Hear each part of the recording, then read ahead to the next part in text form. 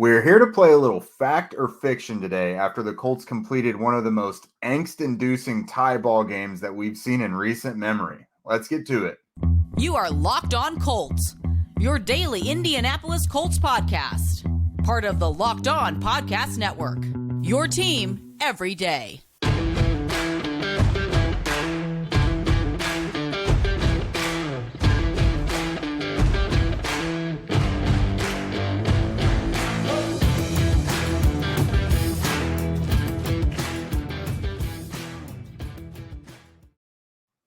Colts fans, thanks so much for tuning in and making us your number one listen of the day. This is your daily podcast covering your Indianapolis Colts, part of the Locked On Podcast Network, your team every day. I'm Jake Arthur, joined as always by Zach Hicks, and you know the pair of us from horseshoehuddle.com, of course. On today's show, we're going to take some of the biggest gripes or rallying cries that people are discussing after the Colts' 2020 tie with the Houston Texans from Sunday. And we're going to do a little fact or fiction with it.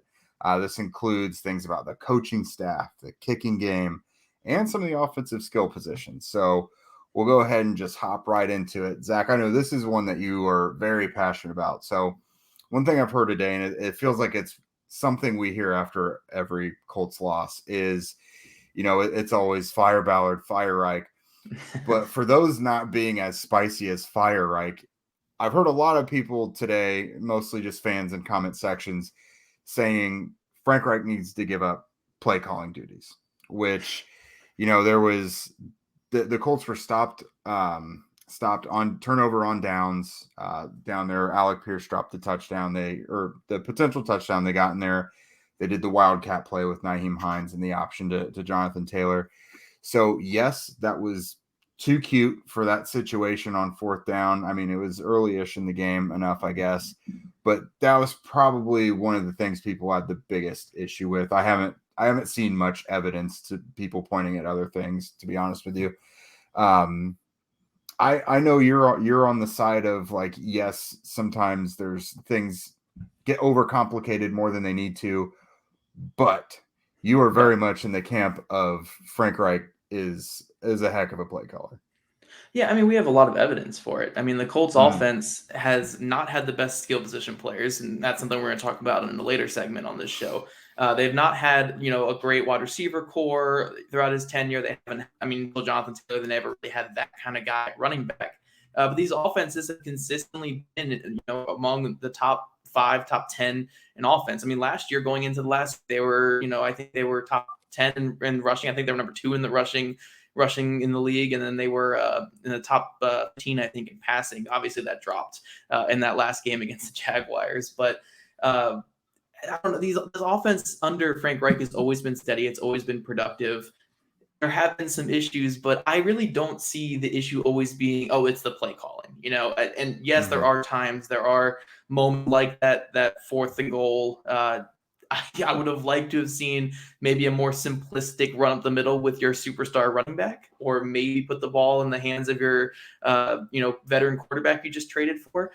I agree. I think in hindsight, it's easy to say that. I even think before the play, it's easy to say something like that. But I think when you look at the overall scope of this entire game, I mean, the Colts right now have, I think, the number 2 overall offense in all of football in terms of yards.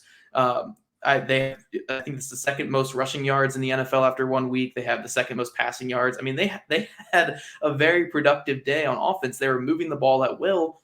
It's just this team was shooting itself in the foot over and over and over again. I mean, is it the play caller's fault that Matt Ryan lost a QB center exchange and fumbled it? Is it the play caller's fault that a screen pass was picked off because either the right tackle didn't, you know, get enough control of that guy, or the defensive end just made a great play? You know, is that the play caller's fault on that screenplay? Is the play caller's fault for drop touchdowns, for numerous false starts, for sacks given up? You know, I can't subscribe to the notion that the play calling was bad, especially this past week. I mean, this past weekend, again, the Colts were moving the ball at will with ease. I mean, it was a great game plan. It's just they could not convert when they got into plus territory. So I think anyone calling for Frank Reich's head when it comes to play calling is wrong. I think if you have concerns about him as a head coach and you're having displeasures with him as a head coach, I think that's kind of fair. Because again, this is multiple Septembers now, we've seen this team, not just the new quarterback, not just the new players, but we've seen this entire team kind of come out looking really flat. That's on the head coach. You can't because it's every single season, even though that was their emphasis all offseason. We can't come out flat in week one. And what did they do for 3 quarters? They looked really flat. They still were moving the ball at will because the play calling was good, but they looked extremely flat and they didn't look ready to play. That does reflect poorly on the head coach. A lot of the miscommunications, the false starts and stuff. As a head coach, that's on you, not the play caller. Yeah. On a head coach, you have to clean that stuff up. So I think anyone after this game, if you have some concerns with Frank Reich as a head coach, I totally get it. Frank Reich as a play caller, though, I really don't understand it. He gets too cute at times. He does. Absolutely. There are some issues, too, with some of his attempts. I hate it when he runs it on 2nd and 10 to get to 3rd and 6 or 3rd and 5. Time. Even though he's not in the top 10 in the NFL at doing that, it does seem like he should be because he does it quite a bit. So there are some things where I'm like, I think he could be better at, but overall, you probably have a top 10 play caller and play designer in football, one of the better advanced scouts. And if you're going to have any issues with Frank Reich after this game or after any of these games, I really think it's more of Frank Reich as a head coach than Frank Reich as an offensive play caller. I agree. And I think the only reason this is such a big stink today is because it was a tie / loss / non-win. If the Colts win, it's probably not as big of a deal. There are themes, of course, like this was not the first time that they were too cute on a 4th down. Like sometimes you just need to look at what your tools are and use it. Jonathan Taylor behind Quentin Nelson, you have a bunch of power forwards that you could throw the ball to even on fades there down near the goal line, so there's certain things you could probably lean on and not overcomplicate it. But there was a time management thing. They let a little time tick away late in the game before calling a timeout, stuff like that. As a play caller, I think you're exactly right. Like I just kind of go back to, let's say it's a nationally televised game. I feel like after every nationally televised game, we see all these national NFL heads and everything say, Frank Reich, wow, that was slick what you just did there, this and that. He's a really good play caller. It's very noticeable to the outside eye. I just think, when you're a fan and you see it every week, you probably get a little more numb to it, but whatever. But I think there's gonna be stuff to point at every game. It's just a matter of wins and losses, really, is what it comes down to. Yeah, but again, you got to look at it like this. For all the gripes that people have about this receiver core and this tight end group and stuff not having a bunch of weapons, let's just give that right now. Let's say that these other receivers are not very good right now and these tight ends are not very good right now. So you're telling me that Frank Reich drew up a game plan or called plays to where an offense put up 540 yards of offense? Oh, yeah, well over 500 yards. Well over 500. The new quarterback in his first game had over 300 yards passing. Obviously, Jonathan Taylor had 151 yards rushing.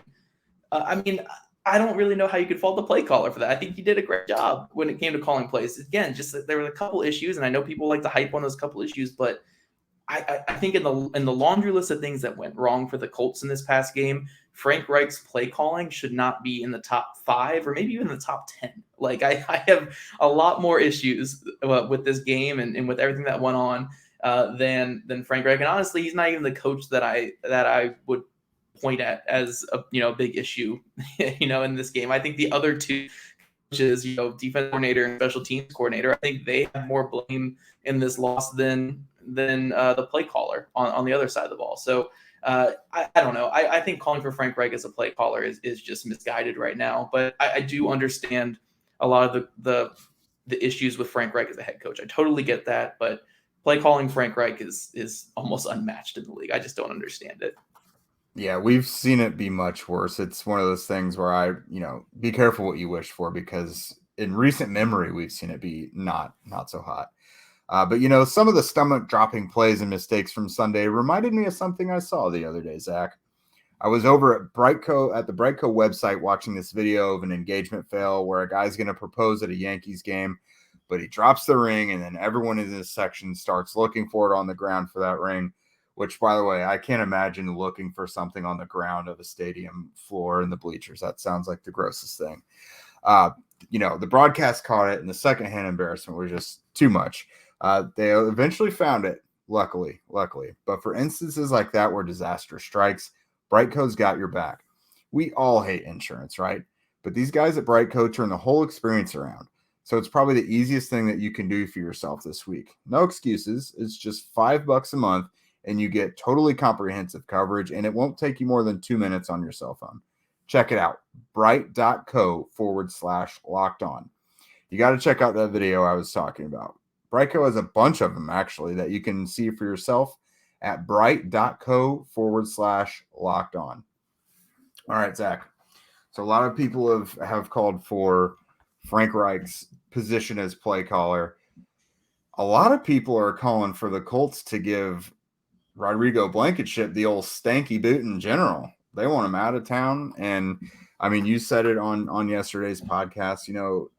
You had a great tweet, and I hope you remember the details of it, but I do. think you said. So it was like week 17 of 2020 that he started to melt down. Yep.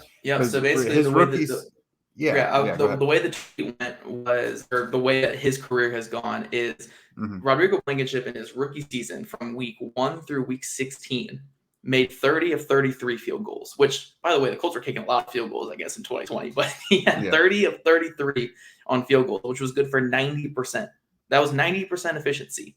Since then, though, so week 17 in the playoff game of 2020, then all of last year, and then now this game this year, he has, I think it's 16 of 23, and it's good for 69%. Just that's atrocious. I mean, and I know there was an injury with the Ravens game, and that was 2 of the misses right there. So you can give him a little bit of a pass for some of them, but I mean, we're talking about such a volatile position. And I know some of you guys hate when I use that word, but honestly, I think the kicker position, outside of what I used volatile for last year, the kicker position is the textbook definition of the word volatile. Outside of Justin Tucker, there is nothing that sustains from year to year when it comes to kickers. 1 year, a kicker could be the greatest kicker ever and not miss a kick, and the next season they'll miss 6 and be out of the league the year after that. I mean, kickers, They when they start trending downwards, you have to move on because they typically don't recover with the team that they're currently on. Now, as someone who grew up as a Washington fan and was covering Washington football, I've seen a lot of kickers get cut from them and they go to a second place and they thrive because it's all about the middle heads of kickers. And right now, I really think Rodrigo Blankenship, when it comes to his time with the Colts, is just not going to work out. I mean, we have just seen this trend after trend. I mean, we've seen him miss a lot of field goals over 45 yards, over 50 yards, but now it's starting to transition to the shorter field goals. I mean, a 42-yarder in overtime, that should be a gimme. I mean, honestly, the Colts literally on that third down play, Frank Reich told Matt Ryan we're going to do a rollout pass. If the pass is not there, slide down on that right hash so Rodrigo Blankenship's in a place where he wants to kick it from, that right hash. He likes to kick from the right hash. So they put it where he wanted to kick from. And it was a 42-yarder, which is kind of a gimme. And he missed. And when the NFL, I mean, seasons can be decided by this. That's the difference between a win and a tie right there. I just think when you have this game and you have that Ravens game, which, again, it's tough to fully point the finger at him for that to happen. And then you have the Bills game in 2020, that playoff game that, I mean, his missed field goal, and I think he missed an extra point in that game too, cost the Colts that game. I mean, we've just seen it too much now, and he's never really built up the reputation that makes you give him the benefit of the doubt. He was an undrafted free agent who had a good stretch his rookie season. But since then, I mean, we're going on to year 3 now, or I guess year 2, however you look at it, of him just not being a good kicker whatsoever. So at this point, he's hurting your team more than helping. And I really think no matter who it is, I know you're going to throw out some names here in a minute, but no matter who it is, I think you just got to consider bringing someone else in because you can't go through the whole season with a kicker who's making 68, 69, 70% of his kicks. I mean, you're losing points every time he gets out there. Yeah, absolutely. And to provide some more context as to why, this was, a missed kick in a game. Why is everyone so fired up? Like Zach said, this is a trend for him, and it's a problem. They're losing games. Even Adam Vinatieri, it was time to move on in 2019, I think it was. He just wasn't the same. I think he was probably hurt, but he was missing kicks. And, we've seen this coming all summer through training camp. Rodrigo Blankenship won the kicking competition in part because Jake Verity absolutely melted down the second he made a bad play. Like his whole performance went out the window. Kickers, man, is what they do. Yeah. It's what they do. It's such a fragile thing, but like Yep. Blankenship's never been a slam dunk for this team. As a rookie, he had to beat out Chase McLaughlin. Us in the media, we kind of thought McLaughlin had looked better. But the team was like, no, we like how it leaves Blankenship's foot. We're like, that's weird, whatever. Yeah, the next year, he goes in. I forget. He was in a kicking competition last summer as well. I forget who it was against. I can't remember the guy's name, but he had come from the Bears or something. That guy looked pretty decent. I don't even think he had missed a kick. That one was pretty even as well. And then, of course, he gets guy. It wasn't Cairo Santos, but it was he was a young kid. He was a young kid. Yeah, I remember. He got picked up by he was the Colts practice squad for like a day and got picked up. Yeah, but I know you're talking about. If you guys know, put it in the comments. Put in the comments of the YouTube video. Please. You guys can figure it out for us. Brent, do it. Yeah. Brent. Yeah. But then, so he gets hurt midway through against the Ravens. They bring in Michael Badgley, and even after Blankenship is healthy enough to return, they keep Badgley out there because he's got the momentum. They're not going to mess with it. Enter this summer, kicking competition again. Him and Verity are neck and neck, but again, once Verity messed up, it all went out the window.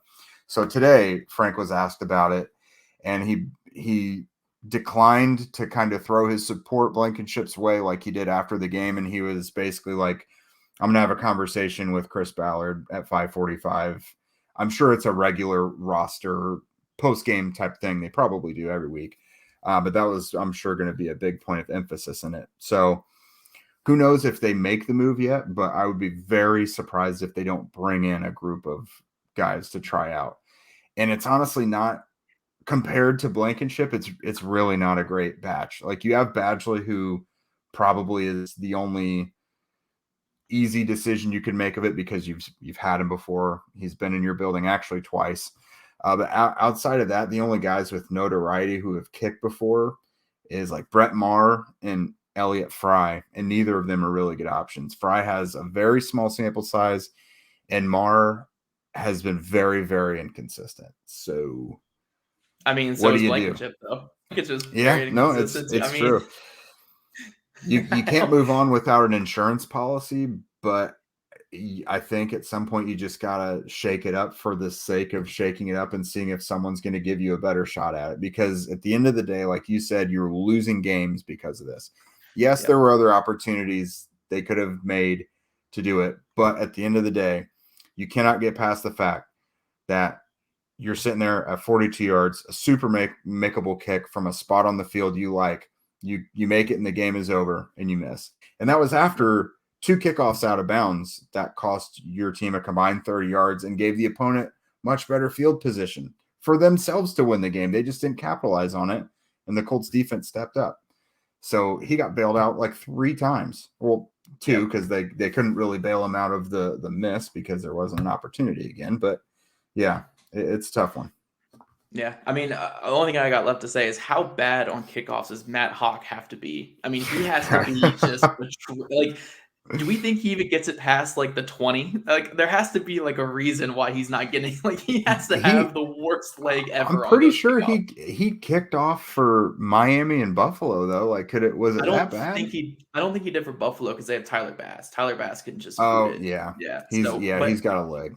Yeah, I don't know. I just find it funny that when Reich was asked like, "Oh, do you Blankenship?" and they're like, we don't know. We don't know. But then they're like, do you keep him on kickoffs? He's like, yes, we do. It's like, what? How atrocious does Matt Hawk have to be on kickoffs to where the guy who boots it out twice in a row in a tie game, and you still are going to roll with him on the kickoffs? I don't know. But yeah, I really do think the Colts need to make a change.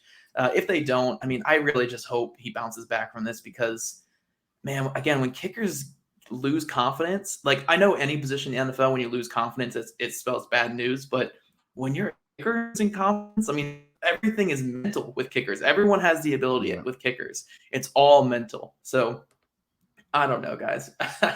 I really don't know. But hey, if you guys said greater than 1 kick out of bounds for the Colts this past weekend, you guys could have made a lot of money. Now, I don't know You if that's something nailed that it. I don't know if that's something that Prize Picks was offering, but something they did offer was if you said greater than Jonathan Taylor's mark of 100 point rushing yards on Sunday, then you might be sitting back pretty happily today, as long as you don't care about the whole Colts winning or losing thing, which, again, kickers are at fault. If you're into making picks and are a fan of either ors, then using the Prize Picks app would be a breeze for you, just like it is with us. Pick 2 to 4 players, score more or less than their Prize Picks projection. You can win up to 10 times your money on any entry. Prize Picks offers projections on any sport that you watch, whether it's the Colts in the NFL, MLB, PGA, MMA, or even disc golf. They've got everything. Entries can be made in 60 seconds or less, and it's that easy. The withdrawals are safe and fast, and they are currently operational in over 30 states, as well as in Canada. Download the Prize Picks app or go to prizepicks.com to sign up and play daily fantasy sports. First-time users can receive a 100% instant deposit match up to $100 with promo code Locked On. If you deposit $100, Prize Picks will give you $100. If you deposit $50, Prize Picks will give you $50. Don't forget to enter promo code Locked On at sign up for an instant deposit match up to $100. It's time we got together to tell you guys about our friends at Home Field. You've probably heard us talk all about them by now, and you've seen that we're wearing them almost every day. Mine's still in the wash. I had to get some stains out of it, so I'm not wearing it tonight, but I'm sure the rest of the week I will be wearing it, guys. I promise. Home Field is an apparel company that recently teamed up with the Indianapolis Colts for a 6-item collection: a hoodie, a crew neck, 2 t-shirts, joggers, and a jacket. It's for a few weeks now, so I'm sure you guys will definitely want to check that out. Home Field is based out of Indy, and it was a natural choice for the Colts to want to partner with them for this new campaign. New customers can get 15% off their purchase with Home Field with code LOCKEDONCOLTS at checkout at homefieldapparel.com. All right, Jake, let's talk about this last big topic, because honestly, I think this is going to be another one where the first segment I kind of was pushing against fans. Second segment, I'm all for what the fans were saying. This one I'm going to push back again. Do we think the Colts need to add a veteran receiver? Now, I have my opinion, but Jake, what do you think after watching this past game? I really don't, man. Like they were mistakes. They had what, 300, what was it, 360 yards passing or something, or 350 yards passing? They had a lot. I mean, if you look at it, it's not that bad. It's the mistakes that jump out to you, of course. Like, right. Ashton Dulin had the drop touchdown, but it wasn't as bad. And you caught it on Twitter. It was a good one. He was securing it. That safety made a terrific play. Now, one that I will fault Dulin for was he really could have come down with that deep shot down the seam. Yes. He could have done that. Yes. I think Ryan could have put that a little bit closer to the middle of the field and given Dulin a little bit easier. But yeah, that's one where you would like to see him make that catch. But let's talk about that touchdown drop real quick. I have a lot of conversations on. We're only going to do this briefly because we have other things to talk about in this segment. But that was one heck of a play by that safety, and it was horrible timing for the Colts. I mean, Dulin goes up and snags it. He thinks he's kind of alone. He starts to put it away as he's looking to get his feet in bounds. And as he starts to put that ball away, the hand comes in and punches it out. I mean, it's a phenomenal play. And I think if that hand punches it any other time, Dulin makes the catch. It's just that split second where as the ball was getting put in the breadbasket, it was punched out. But it was a phenomenal play by the safety. And for anyone thinking that, Dulin should have caught that should go down as a drop, if that were a Colts safety making that play, we would all be talking about what a phenomenal pass breakup it was and how great. So I'm telling you, that was one heck of a play by that safety. And I've been putting it in my notes as a catchable pass that was not caught, not as a drop. Catchable pass that was not caught is the way that I put it down. There you go. To go with the point, I do think there was a mistake. Obviously, Alec Pierce should have caught that touchdown. I'm not going to make any excuses for that one. Kylan Branson had a couple of drops if we're just talking pass catchers in total. Paris Campbell didn't really do too much in this one outside of the third down catch, I think, in overtime. So I do think there is reason to be somewhat concerned about pass catchers. But I said this on Twitter too. I don't think the Colts pass catchers are in my top 5 worries after this game.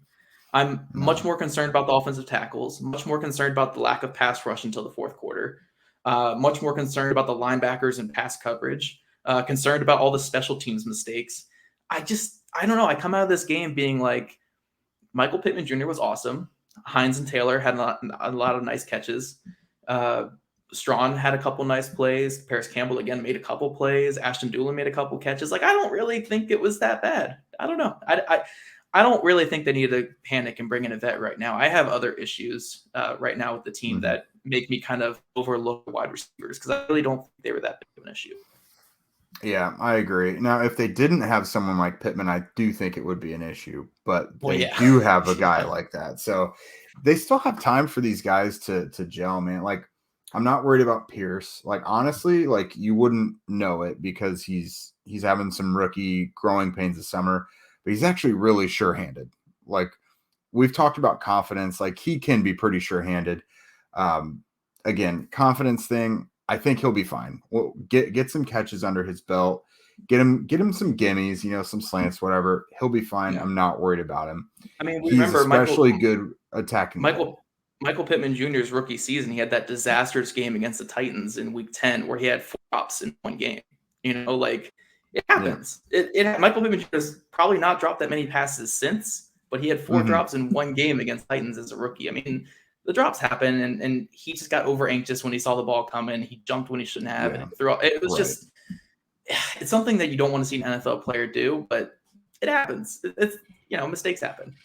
He'll grow from it. I'm really not that worried about him. Honestly, I would like to see Mike Strawn and Paris Campbell a little more involved, though, because for my money, I think Paris Campbell is very sure-handed. You don't see a lot of drops from him, whether it's in practice or what.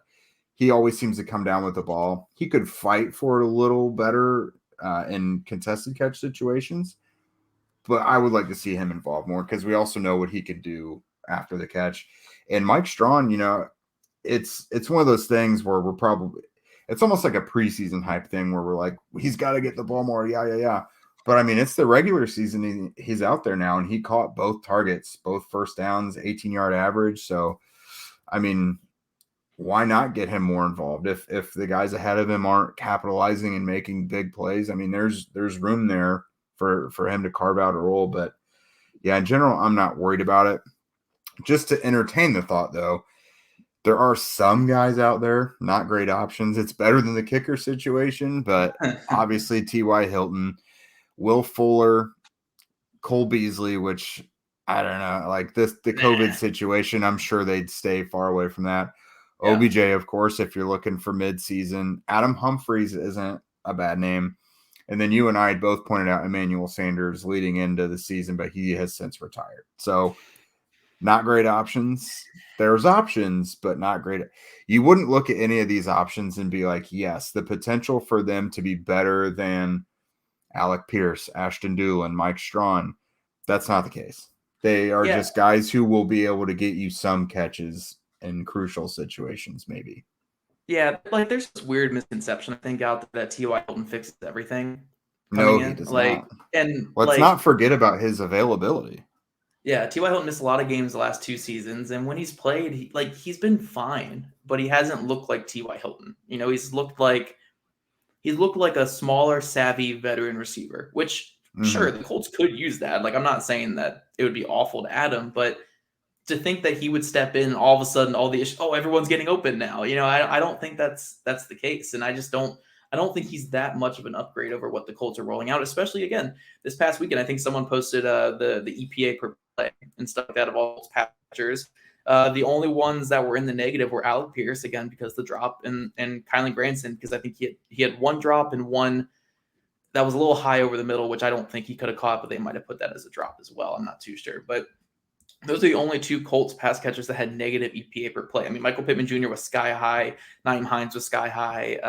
Jonathan Taylor was pretty high. Like, I really think these pass catchers were fine. If Dulin doesn't get the ball punched out of that crazy bad timing, he got a touchdown catch in there. And, it's just everything went bad and went unlucky for this Colts team.